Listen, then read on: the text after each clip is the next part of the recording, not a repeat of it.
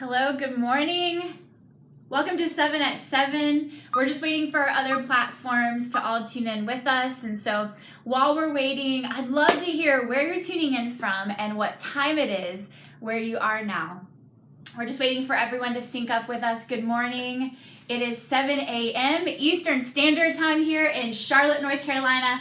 I'm so excited to be with you. I'd love to get to hear where you're tuning in from and what time it is. England, New Zealand, Clayton, North Carolina, Arkansas, wow. Buffalo, New York, Dover, Florida. Wow, I'm from Florida. Well, it looks like we're all here. Good morning and welcome to 7 at 7. This is our daily digital devotional that we're doing every morning at 7 a.m. Eastern Standard Time. If this is your first time tuning in with us, hello, welcome. I hope you're enjoying your coffee this morning, or maybe it's dinner time where you are. Whatever time of the day it is, we're glad that you're here. My name is Danielle Hicks. I'm one of the pastors at Elevation Valentine. Whoop, whoop, Valentine. Yeah. The best campus in the world. Hey, one of my favorite things about our location is the energy and excitement that's in every single square inch of our campus. And even though there's thousands of people that come to our location, I love how our volunteers make it feel so personal and family-like. We've got the most amazing volunteers in the world. Shout out to everyone who's tuning in. If you're a Valentine volunteer, I love you. And I get the privilege of serving alongside my husband, Jordan, who's also a pastor at Valentine. It's the greatest privilege of our life to get to do this together. And we're going to go ahead and jump right in. Now, we've been following along with this book called 7 Mile Miracle that Pastor Stephen wrote.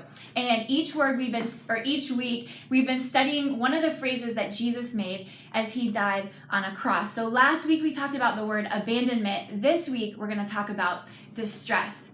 And in this moment, Jesus makes this comment as he's hanging on the cross. And it probably seems like a pretty simple one. He says, I am thirsty. But it's not just physical thirst. He wasn't just feeling thirsty in that moment. He was spiritually thirsty as well. He was desiring God's presence because remember, he had been feeling abandoned as he was hanging on the cross. And on page 116 of the book, it says, you can learn to find God's grace in the midst of distress.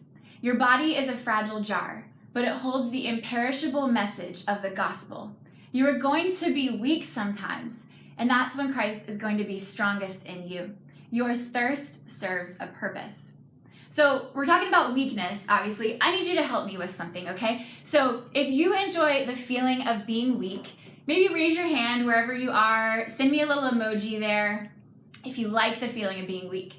Now, it's probably an easy question. I can't see you visibly, but I'm guessing most likely you didn't raise your hand. In fact, some of you are sending the emoji with the bicep here this morning because if you're anything like me, and if I'm being real with you, I don't just dislike feeling weak. I hate the feeling of feeling like I'm inadequate or I'm not enough. And I put this expectation on myself sometimes to be confident and cool and even confident in God's calling on my life, but it's not always streamlined like that. It's not that easy. And the thing that I'm learning now is that it's through my weakness that I'm able to experience God's greatest strength. And so for me, I want to share with you a story where maybe this is a little difficult for me to process through this weakness in my life. It looks like we're having some trouble on our Instagram platform, so stay tuned in, stay with us. But about 3 years ago, I suffered from a concussion.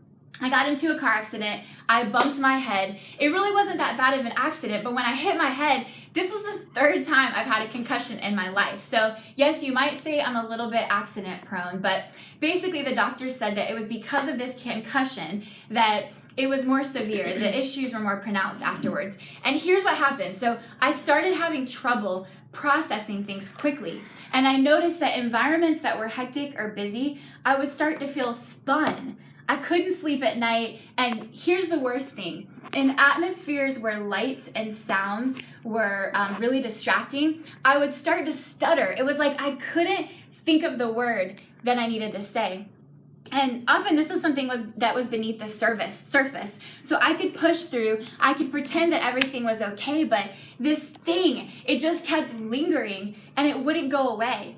These issues, they lasted for like 7 or 8 months. And now I'm pretty tough. I can push through and I hid it well from people around me. But isn't it funny sometimes that a weakness in our life, we often respond to it by feeling ashamed. So I tried to hide it. And this weakness of mine, it wasn't really dramatic because a lot of times I could just not share it with people or they might not notice. But it was a hard season for me. It was difficult because so much of what I felt called to do involved being able to make decisions quickly and being able to communicate well. And it seemed like suddenly 2 of the main parts of my job were just stripped away from me. So how was I supposed to get on stage and move people from stage when the idea of the lights and the sounds, they make me panic inside? Or how can I minister to someone when I can't even keep my thoughts clear in the moment? And so today, I don't know what that imitation or that limitation is in your life. Maybe it's a small thing. Maybe it's a tangible thing. Maybe you feel limited because of something like your finances, or maybe today you feel under distress because of something with your health, or maybe it's relationships or issues with your teenagers. Whatever it is, I know that sometimes our limitations, our weaknesses, they can just linger beneath the surface in our life. And the Apostle Paul, he really understood what it was like to live in this constant state of distress. It looks like Instagram is back up now, so stay tuned in with us. He knew what it was like to have to live with this thing that just hung around, but somehow he was still able to be used by God. And it didn't come easy to him though. Now you may have heard this story before. It's in 2 Corinthians chapter 12. And basically Paul has this issue. We never quite get to hear what it is that's ailing him. And I think it's a good thing because then we can put ourselves in his position. So I want you to think of the thing in your life that just seems like it won't go away. The thing that's hindering you, that you feel like is limiting you. And Paul actually cried out to God, and he asked him 3 times to get rid of this issue.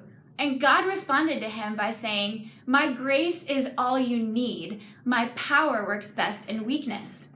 That was pretty hard for Paul to hear in that moment, but Paul goes on in this to write about how he realized that it was through his weakness that God was able to channel his strength into his life. And in the Message version, it actually says something about how Paul writes, "The enemy did his best to get me down, but what he in fact did was push him to his knees." So here's the thing about surrender is it's when we're willing to go to God and say that we need him, that pain puts us in the posture to be able to receive God's power in our life. And what someone else may say looks like a posture of weakness, we know it's really a position of worship in our life, getting God to channel his power in us.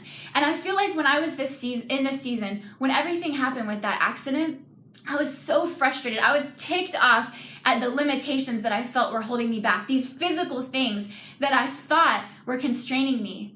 But what I really learned was it wasn't that physical issue that was holding me back. It was my self-reliance that was limiting me all along. It was my inability to really lean on God in that moment. And so through this, I got to channel God's power versus my own, and I could do so much more in that. Now, I love too how God responded by saying, "My grace is enough. It's all you need." In that moment, Paul experienced God's supernatural power in his life. And grace is the provision that allows us to go beyond our natural ability. So I don't know if you've ever reached that place before where you feel like you don't have any more strength, you don't have anything to give. I know I have before.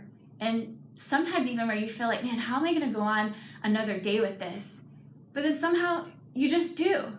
You push forward. That is grace. Grace is what pulls you through. It's what Paul experienced in this passage. And meanwhile, Paul was asking God to take away the thing that ailed him, but then he discovered that it was the key to God's power being channeled through his life. And so today, keep tapping into that grace. It's the grace that will get you through.